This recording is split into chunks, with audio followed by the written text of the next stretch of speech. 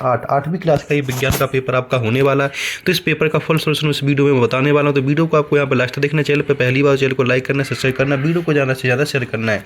तो इस वीडियो में मैं सारे के सारे प्रश्न कराने वाला हूँ विथ आंसर के साथ। तो वीडियो को आपको यहाँ पर लास्ट तक देखना है। तो यहाँ पे आपको 1.5 घंटे का समय मिल जाता है और यहाँ पर पूर्णांक आपका 60 नंबर का हो जाता है। यहाँ पे सारे के सारे प्रश्न कराने वाला हूँ। तो वीडियो को आपको यहाँ पर लास्ट तक देख लेना। चैनल पर अगर पहली बार चैनल को सब्सक्राइब कर लेना।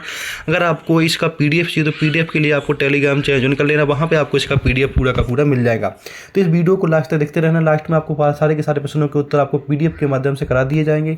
तो हम चलते हैं इसमें पहले प्रश्न, क्योंकि पहला प्रश्न इसमें क्या पूछा गया वो सारे के सारे प्रश्नों की हम यहाँ पे बात करने वाले। तो वीडियो को आपको यहाँ पर लास्ट तक देखना है और जो भी इसमें बताने वाला है वो सारे के सारे इंपॉर्टेंट प्रश्न आपके पेपर के लिए होने वाले हैं।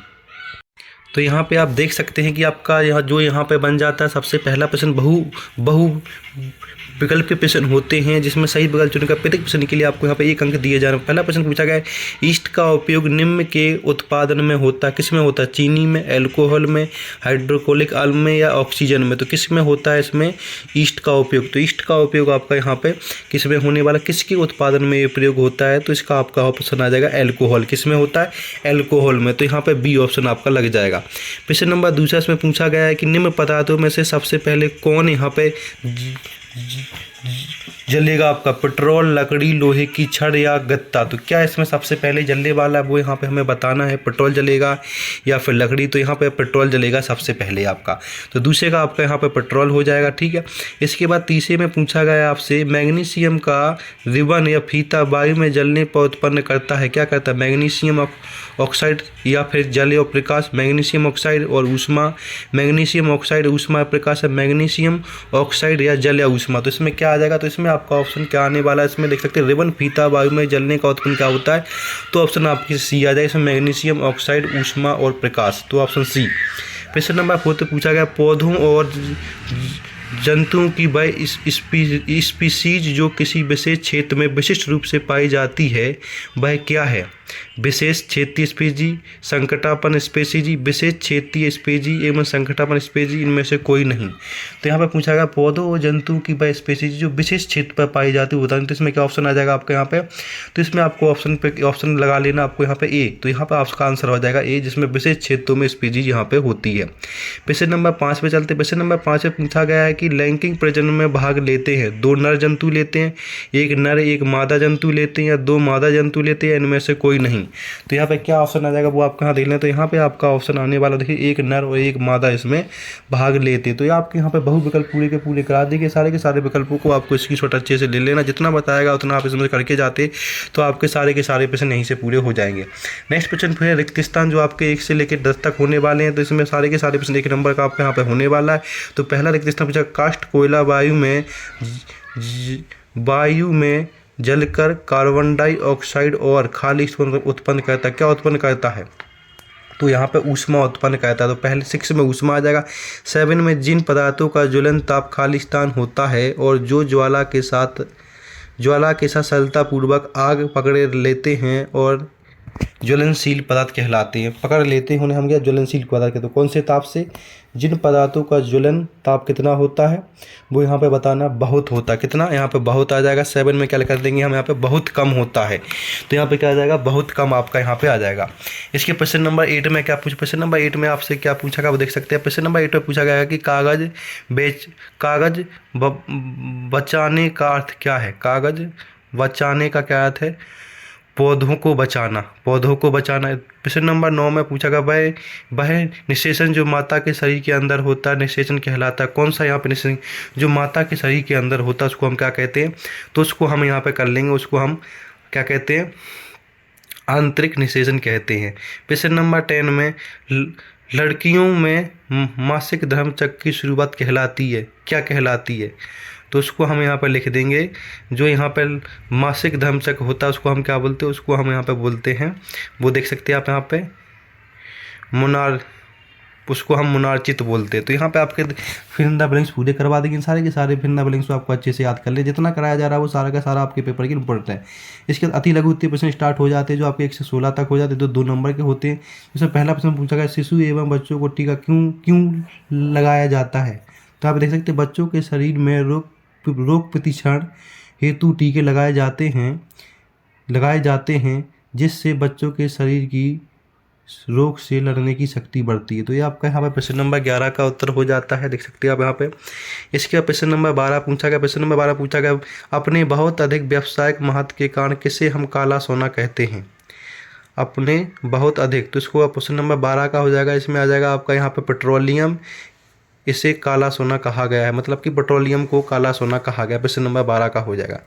प्रश्न नंबर 13 देखिए, प्रश्न नंबर 13 में क्या पूछा गया वो देख सकते हैं आप। तो प्रश्न नंबर 13 में पूछा गया है कि कोयले के प्रक्रम द्वारा 3 उपयोगी उत्पाद के नाम लिखिए। तो प्रश्न नंबर 13 को आप यहाँ पे कर लेना। तो प्रश्न नंबर 13 देख लीजिए। प्रश्न नंबर 13 कोयले के प्रक्रम से प्राप्त होने वाले 3 उपयोगी उत्पाद कोक, कोल टार और कोल गैस। तो यहाँ पर प्रश्न नंबर 13 का हो गया आपका। प्रश्न नंबर 14 में किन्हीं 2 राष्ट्रीय उद्यानों के नाम लिखिए। तो यहाँ पर राष्ट्रीय उद्यानों के नाम देख सकते हैं, इसमें काजीरंगा राष्ट्रीय उद्यान और कान्हा राष्ट्रीय उद्यान।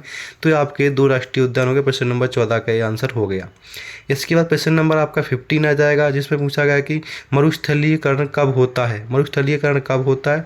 तो देख सकते हैं आप यहाँ पे आपको 15 का प्रश्न दे रखा, पूरा का पूरा ये उत्तर आपको यहाँ पर लिख लेना ऊपर वाला, जो यहाँ पर इसके नीचे कारण भी बता के कौन से कारण से होता है, तो ये आप कारण भी यहाँ पर लिख सकते हो। तो 15 का ये उत्तर ऊपर पूरा का पूरा लिख देना है। प्रश्न नंबर 16 में पूछा गया कि मनुष्य में गुणसूत्रों की संख्या कितनी होती है? तो यहाँ पे क्या होता हूँ, मनुष्यों में गुणसूत्रों की संख्या कितनी होती है? 46 होती है। तो प्रश्न नंबर 16 को आपको इस तरह से लिख देना है। यहाँ पे 46 गुणसूत्र होते हैं और गुणसूत्र कोशिकाओं के केंद्र में पाए जाने वाले धागे जैसी संरचना होती है। इनमें डीएनए होता है और ये आनुवांशिक निर्देशों को एक कोशिका से दूसरी कोशिका में ले जाते हैं। तो प्रश्न नंबर 16 का आंसर आपको पूरा का पूरा यहाँ पर लिख देना है। जितने प्रश्न बताए जाएंगे वो सारे के सारे प्रश्न आपको यहाँ से कर लेने, वो इंपॉर्टेंट है। अब हम चलते हैं जो आपके यहाँ पर स्टार्ट होने वाले हैं लघु उत्तरीय प्रश्न, जो आपके यहाँ पर 3 नंबर के प्रश्न स्टार्ट होने वाले, जो आपको यहाँ पर 30 से 40 शब्दों में लिखने होते हैं। 17 से 22 तक के प्रश्न आपके होने वाले हैं और यहाँ पर प्रत्येक प्रश्न के लिए आपको 3 अंक दिए जाएंगे। तो 17 नंबर प्रश्न, जब एक किसान अपनी भरपूर व अच्छी फसल काटने के बाद उसे भंडारण से पूर्व सुखाना भूल गया तो उसे किन समस्याओं का सामना करना पड़ता है? वो आपको यहाँ पे बता देना, किन समस्याओं का सामना करना पड़ता है वो यहाँ पे आप देख सकते हैं।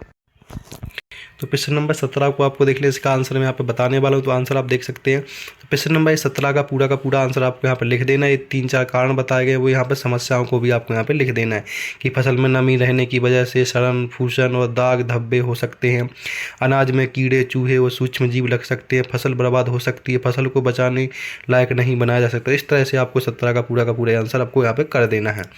प्रश्न नंबर 18 में इसमें पूछा रसोई गैस को जलाने में कोई आवाज़ नहीं होती लेकिन पटाखों के जलने पर तेज आवाज़ होती है, क्यों? स्पष्ट कीजिए। तो इसको स्पष्ट करना है, तो यहाँ पर देख सकते हैं 18 नंबर प्रश्न के दे रखी है, इसकी एक बाबा दे रखी है, लेकिन पटाखे जलने पर इसमें रासायनिक अभिक्रिया के जरिए अचानक बड़ी मात्रा में गैस बनते हैं जिससे आवाज़ होती है। इसके कारण दे रखे हैं यहाँ पे कौन कौन से कारण इसमें हो सकते हैं। कारण आपको तीनों में से कोई एक कारण यहाँ पे आपको यहाँ पे बता देना है। तो प्रश्न नंबर आपका 18 का पूरा हो जाता है। प्रश्न नंबर 19 में पूछा गया एक प्रयोग में 405 kg ईंधन का पूर्णतः दहन किया गया जिससे 1,80,000 kg ऊष्मा उत्पन्न हुई। ईंधन का ऊष्मीय मान बताइए। तो इसमें ईंधन का ऊष्मीय मान हमें ज्ञात करना है, तो ये आपका फॉर्मूले के थ्रू होने वाला। तो इस तरह से आपको ये 19 का पूरा इस तरह से सॉल्व कर लें। तो यहाँ पर देख सकते हैं, तो इस तरह से ईंधन का यहाँ पे क्या बोलते हैं केजी में हमें यहाँ पे क्या बोलते हैं द्रव्यमान निकाल लेना है। तो इस तरह से आपको यहाँ पे पूरा का पूरा ये सॉल्व कर लेना है। प्रश्न नंबर 19 पूरा का पूरा इस तरह से आपका यहाँ पे हो जाएगा। ठीक है, इसके स्क्रीनशॉट आप यहाँ पे ले सकते हो सारे के सारे प्रश्नों का। इसके बाद प्रश्न नंबर 20 पे चलते से पूछा गया कि मुर्गी और मेढक दोनों ही अंडे देते हैं लेकिन दोनों में ही निषेचन की क्रिया अलग अलग होती है, क्यों? जो यहाँ पर निषेचन की क्रिया होती है वो अलग क्यों होती है? तो इस तरह से हमें बता देना है। ऊपर इसकी परिभाषा, नीचे दोनों के यहाँ पे जो यहाँ पे पूछा गया मुर्गी में क्या निषेचन होता है और मेढक में कैसे निषेचन होता है उसके बारे में आपको यहाँ पे बता देना है। जबकि मेढक में बाहरी निषेचन होता है, मुर्गी में आंतरिक होता है, मेढक में बाहरी। तो यहाँ पर देख सकते हैं मेढक और निषेचन के बारे में बता रखा। तो 19-20 वाला पूरा हो गया। प्रश्न नंबर 21 में आपको देख लें। प्रश्न नंबर 21 से पूछा गया कि निम्न में से जयाजु जंतु व अन्य प्रजनन जंतु को प्रभावित कीजिए, मानव, मुर्गी, सांप, बिजली। तो इस तरह से आपको जयाजु में वे जंतु जो सीधे शिशु को जन्म देते हैं, जयानु जंतु की तरह से गाय, और वे जंतु जो अंडे को जन्म देते हैं वो अंड प्रजनन जंतु कहलाते, छिपकली, तितली। तो इस तरह से आपको इनकी परिभाषा देके बता देना है। प्रश्न नंबर 22 में वायुमंडलीय दाब किसे कहते हैं इसे समझाइए। जो वायुमंडलीय दाब है उसे किसे कहते हैं इसको समझाना। तो यहाँ पर देखते हैं वायुमंडलीय दाब पृथ्वी की सतह पर एक विशिष्ट स्थान के ऊपर हवा का भार है, जलवायु का महत्वपूर्ण प्रभाव पड़ता है। वायुमंडलीय दाब को बैरोमीटर का दाब भी कहा जाता है क्योंकि इसे बैरोमीटर का उपयोग करके मापा जाता है। इस तरह से आपको यहाँ पे इसकी इकाई भी दे रखी है कि इकाई क्या होती है। इसके बाद हम दीर्घ उत्तरीय प्रश्न पर चलते थे। प्रश्न नंबर आपके 23 से 26 को, तो जो आपके यहाँ पे प्रश्न नंबर 5 नंबर के प्रश्न होने वाले हैं, जो आपको 70 से 80 शब्दों में लिखने होते हैं। प्रत्येक प्रश्न 5 नंबर का यहाँ पे होने वाला है। इसमें पूछा गया है कि गेहूँ की फसल उगाने के इन जो यहाँ पे क्या तो प्रक्रम दे रखे, इसको प्रक्रम को सही कीजिए।